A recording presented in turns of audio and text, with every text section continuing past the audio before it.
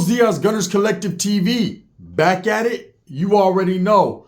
Like a motherfucking smack addict. Bye up, bye up.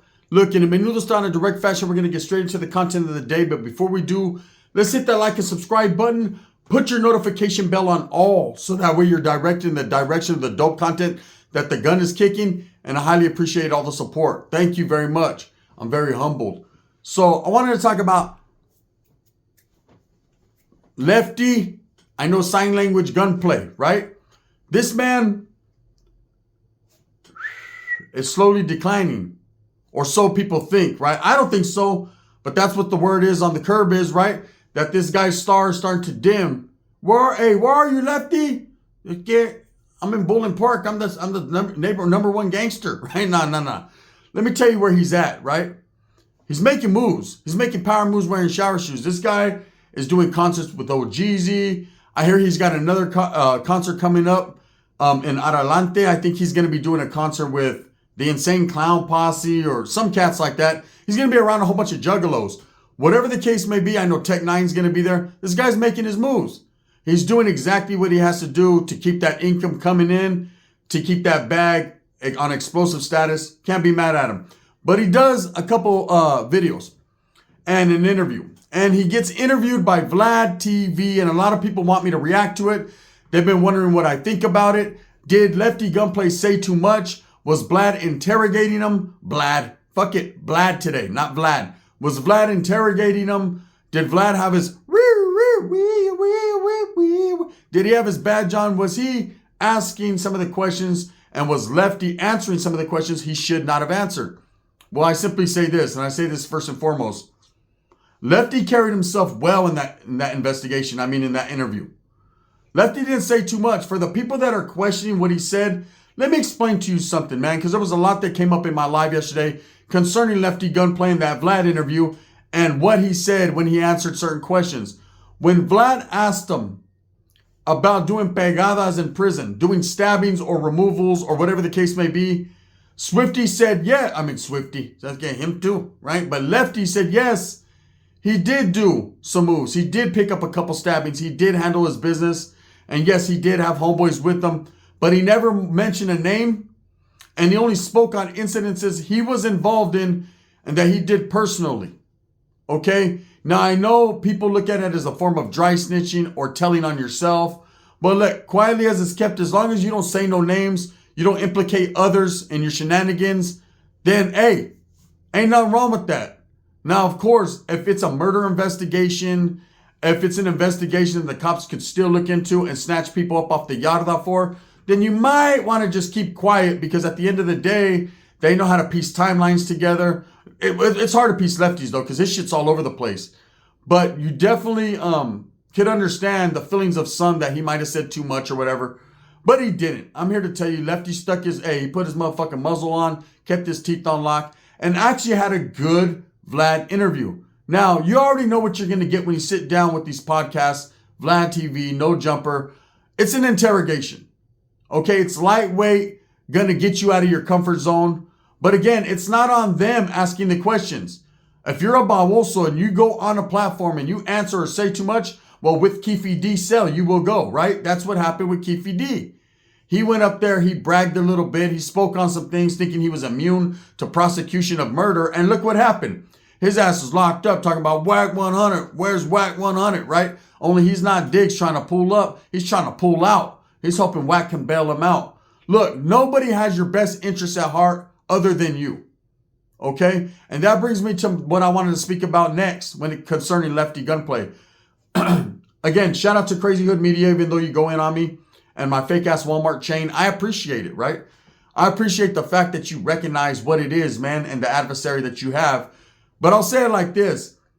This guy is actually on his shit, and he actually did a lightweight FaceTime interview. I seen the short with Lefty Gunplay, and I took something from that. And I don't know if you guys caught it. Whoever watched it, I implore you, go watch it, man. Give the little dude a little like, you know what I'm saying? We don't know what he looks like, but give him a little like, right? We know what Lefty looks like because Lefty showed his face, and obviously Lefty knows what he looks like, unless that vato had it confuzzled. But whatever, right? So he asked Lefty a question. Would you go back on No Jumper? And this is what, it actually brought a tear to my eye, bro, the way Lefty said it. Lefty said, on the dead homies, I'll never go back.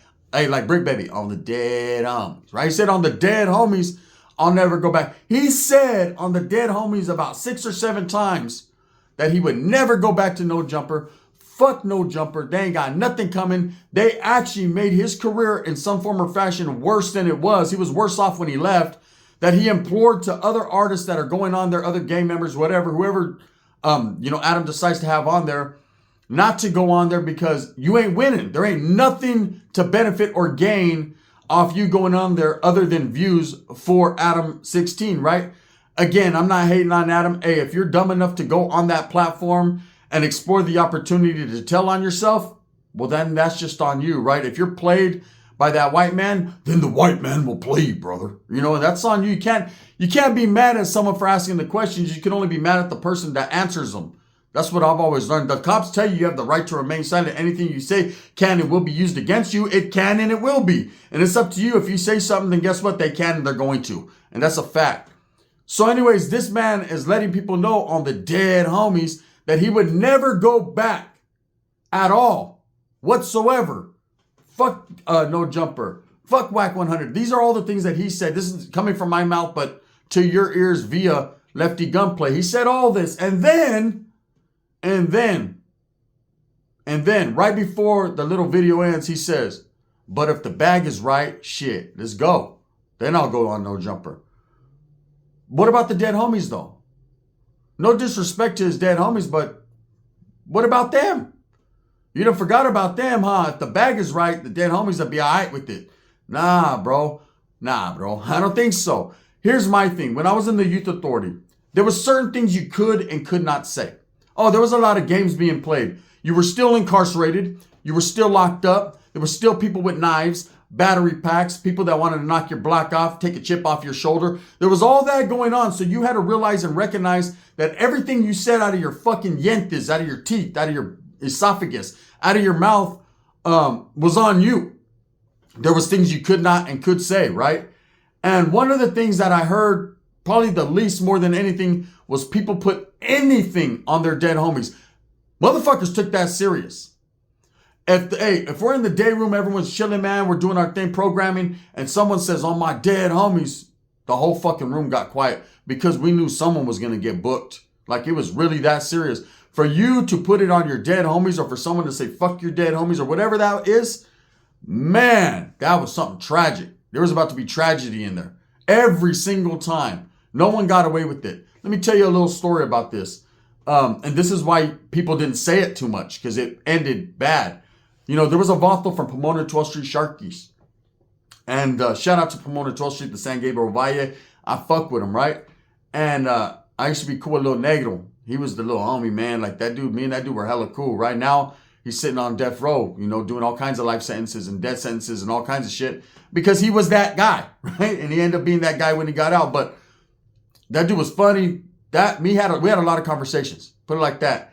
And so I knew the ins and outs of his vaudeville. He had a gang of homeboys. His homeboys, there was a gaggle of fucking sharks there. They were in abundance. And every one of them was with the shenanigans, with the business. I got to say, out of all the vaudevillers that I ran into locked up, the Pomona 12th Street Sharkies were definitely them. They had that shit on lock as far as their rafla, right? But there was one of their younger homies that came in. And he's on the compa, he's on Madison with me.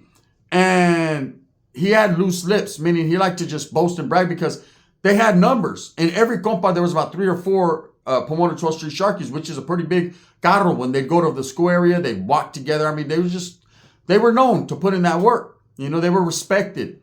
And this guy one day, he's arguing with the black dude, right? They're arguing over dominoes or something. I don't even know why they were having any type of interaction like that, but they were.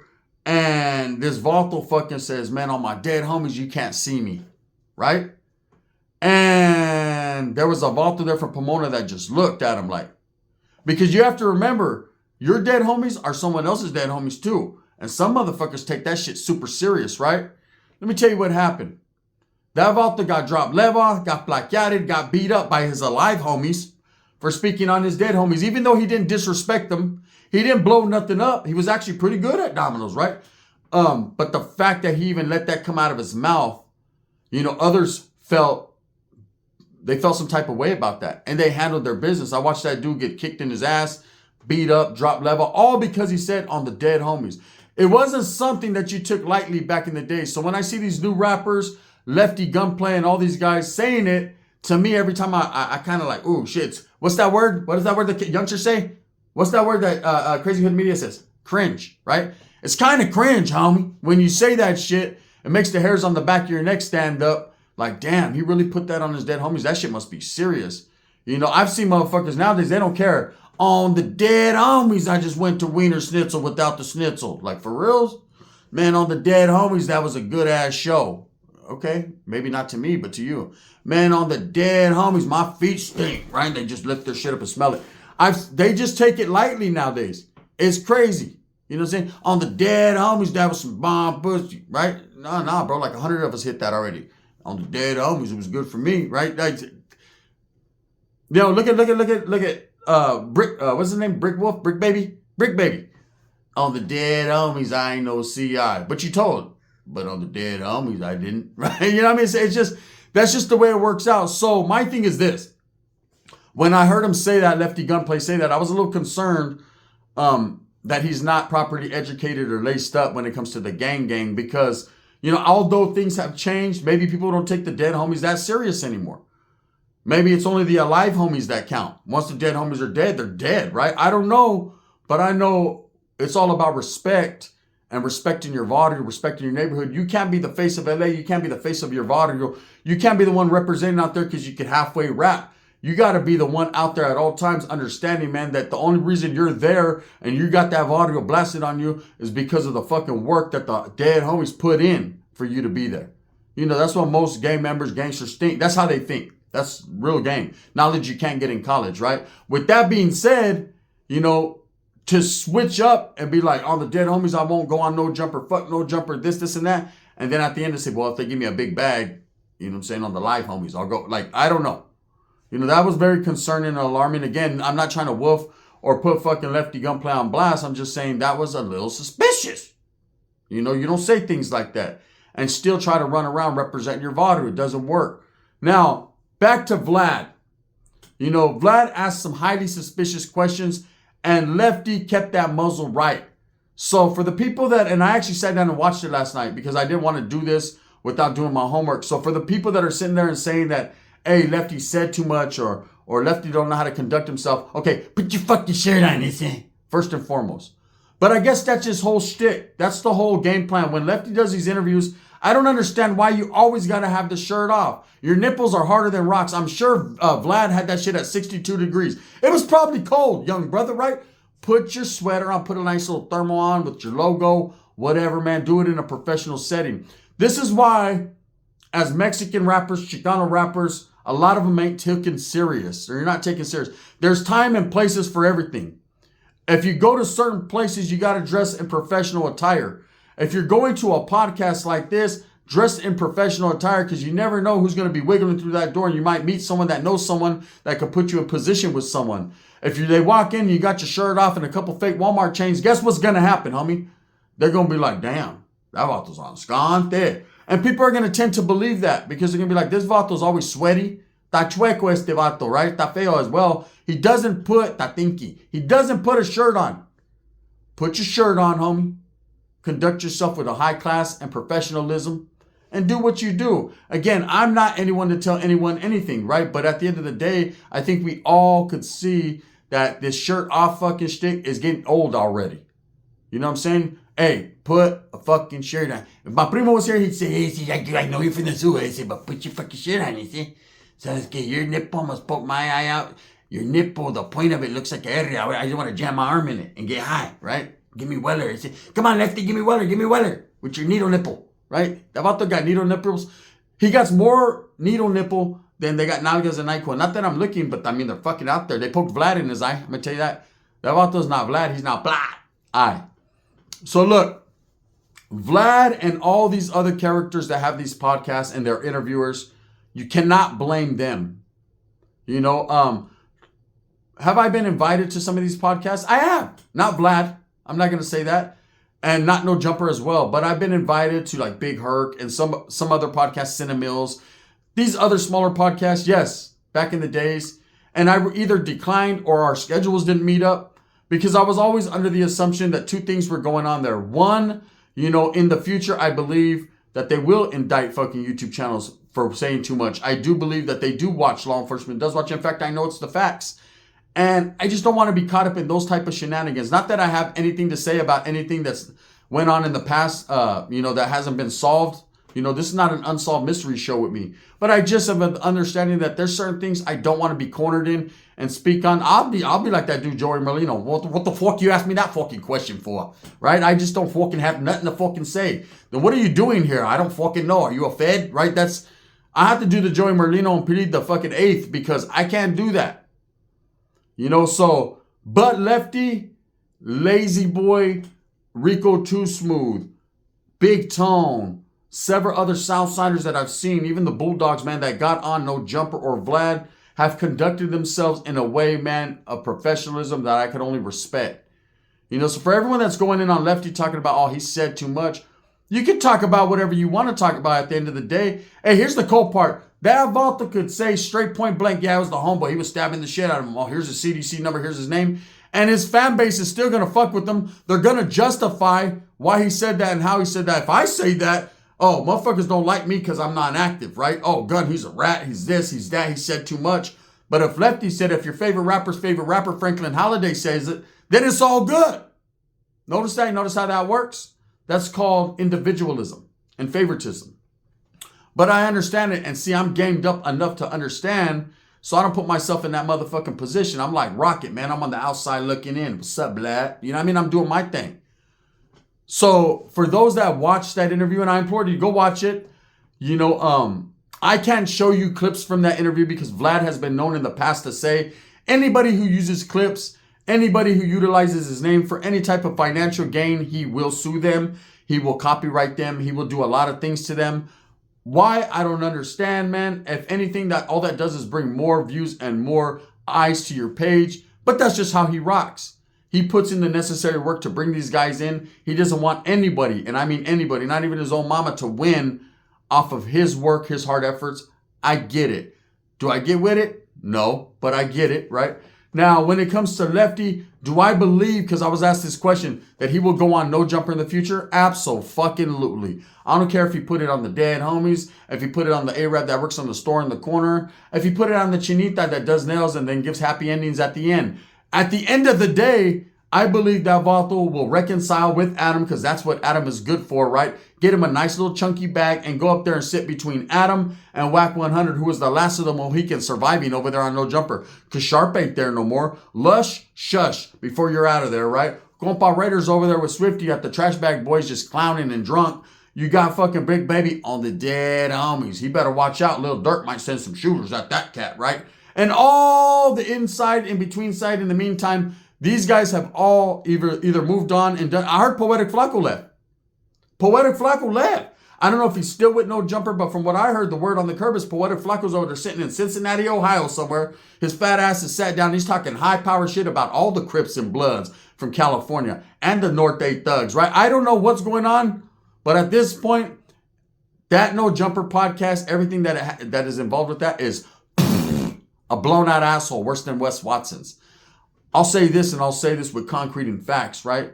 Do I believe Lefty Gunplay is a good kid, man? Kind-hearted, making moves? Absolutely. As long as he keeps that circle around him plush, everything's going to be shush, right? And you'll be good. Did he say too much and implicate people on the Vlad interview? No, not at all. There was not one bad thing he said. And look, in fact, Vlad tried to trip him up. Vlad was like, so you did 13 years in prison. Lefty got gamed up with that one. He ain't going out like that because there's people like his math doesn't math. He ain't Einstein. His math doesn't math at all, right? Because we've heard him that he did 13 years, he did 10 years, he did 11 years, he did 8 years. Like, I don't know how many years he did at this point. Does it matter to anyone how much time someone else does? Not really. It shouldn't in particular. But when your whole persona and your whole life and your rap career and everything is built around you being a hardcore gang member that did time in prison, a certified G, fresh out the shoe, and all this that did pegadas and all that, and you're a things we can't speak on and all kinds of different shit, Well, then you can't switch your time up. You can't go from 4, 5, 6, 7, 8, 9, 10. It just doesn't work that way because motherfuckers will start breaking out their fucking calculator and calculusing. Do you understand? He did it right. He told Vlad, no, I got sentenced to 13 years. I did this much time on 85%. I got out, caught a gun beef, came back. It actually cleared up a lot of questions I had about that man's timeline. A lot. Because I was like, how the fuck did he do all this time? And then he was over there in high power with Tory Lanez. How the fuck did that happen, right? Tory Lanez didn't get caught up to over here, shot Megan Thee Stallion's toe off. You know what I'm saying? Hey, it was like Harlem Nights. And how did all this happen? He cleaned it up. He did the extensive amount of time, got out, got caught right up on a gun case. Makes sense, Lefty. You just earned a fan for life, brother, on that one, right? All I'm saying is this. You know what I'm saying? Because they're about to rolling down the motherfucking strap with the side of me. Can't fuck with the bowling G. Orale, or is it Baldwin Park? I'm over here saying bowling. Ain't that his enemigos? One time for your mind. I'm just saying, man, it was a great interview. Go tap in, watch it. Lefty didn't say too much. But on the dead homies, don't put it on the dead homies because the dead homies ain't alive, homie. You know, and I don't think they like that. And like I said, I seen the Southsider get smashed before my own eyes for doing that. That is not something Southsiders ever say or do, man. They don't say gang gang. They don't say on the dead homies. They don't say on mamas. They don't say fucking on my fucking culo. They don't say none of that. They say, where you from, Messi? And that's all they say. Are you acting? Thumbs up or thumbs down. Heavy's going to be the head that wears the crown. I'm going to continue to strive for what I honestly and truly believe in. And that's the betterment of all people. Shout out to Lefty Gunplay. I fuck with his music. Well, no, I fuck with him as a person, not his music. Okay, music is trash. I'm just being real. The gun. Bang, bang.